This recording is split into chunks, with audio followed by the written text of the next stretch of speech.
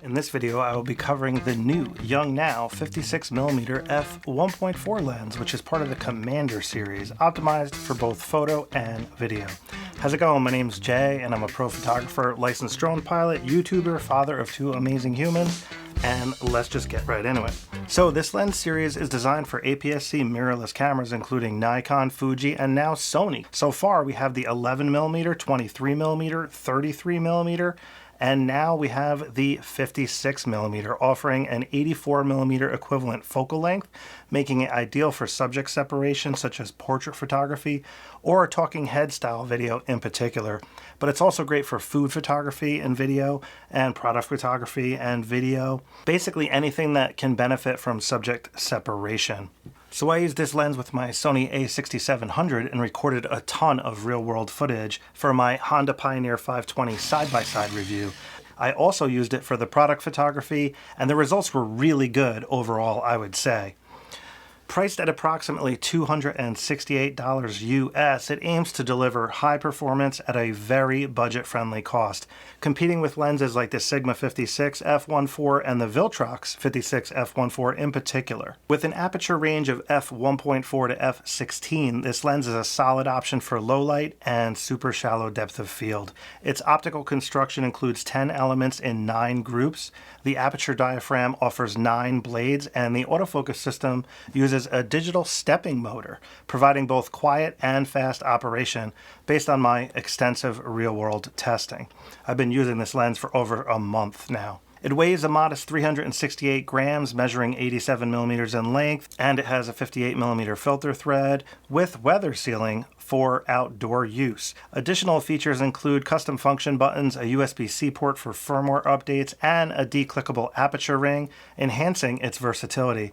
The minimum focus distance, it's 60 centimeters or approximately 24 inches, but at 85mm you are still getting a pretty close view of the subject, as you can see here. Lastly, on the features list, the WL in the model name stands for wireless control via the BR-L1 remote that comes with the lens if you purchase it directly from Yongnuo, but you can also purchase it separately. The remote allows you to focus pull and do A to B focus shifts, which is very powerful for certain use cases, and or you don't want any camera shake due to your hands turning the focus ring or whatever. The build quality of this lens is very good, being an all-metal design. Its modest weather sealing via the rubber gasket on the back is a nice touch to help protect against dust and moisture.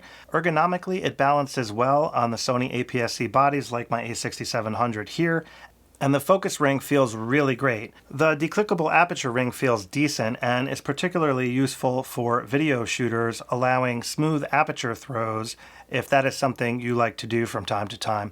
I wish it had a little more firm tactile feel and a lock for the aperture, but again, for the cost of this lens, it's fine. The lens hood is nice and deep, offering a lot of protection from stray light when shooting in sunny conditions, and it offers a pinch-style lens cap to round things out. Autofocus performance is really good, with the DSM motor providing fast, precise, and nearly silent operation, ideal for both photo and video. My testing shows it handles still subjects well with good accuracy in low light.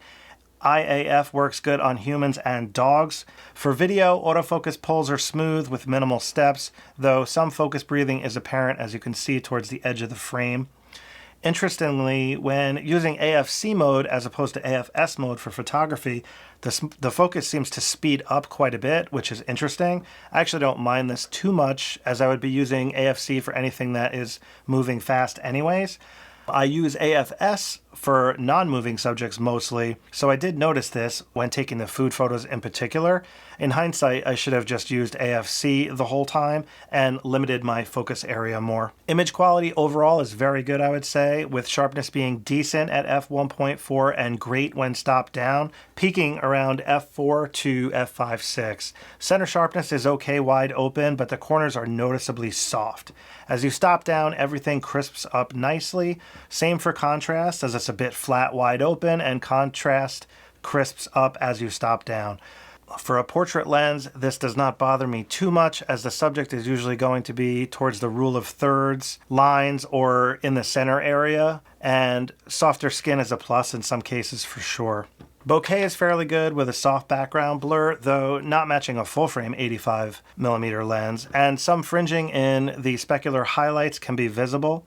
It also has some fringing in high contrast areas wide open, but goes away as you stop down. Flare resistance is average, I would say, with potential ghosting in bright conditions, especially without the lens hood. Sun stars look really cool and are much larger than normal from my perspective.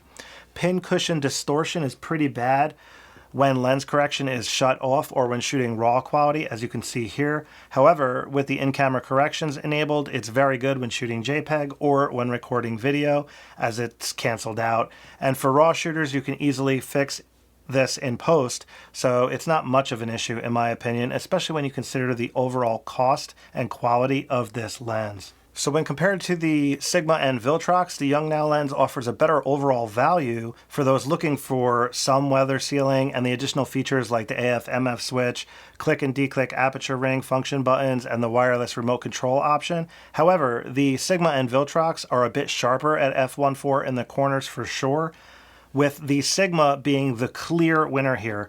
The distortion on the Sigma is very similar to the Yongnuo, with the Viltrox having the edge in this regard.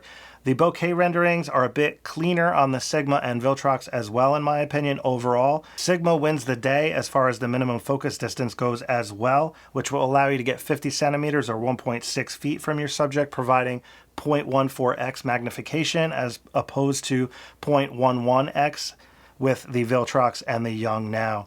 The Sigma is a lot more expensive though, so you have to consider that. So in conclusion, the Yongnuo 56mm f1.4 lens is a strong contender for budget-conscious photographers and video users, offering good sharpness, good autofocus, and modern features at a really competitive price point. For isolating subjects such as portraits of the kids, pets, food, and products, this lens is certainly worth considering in my opinion.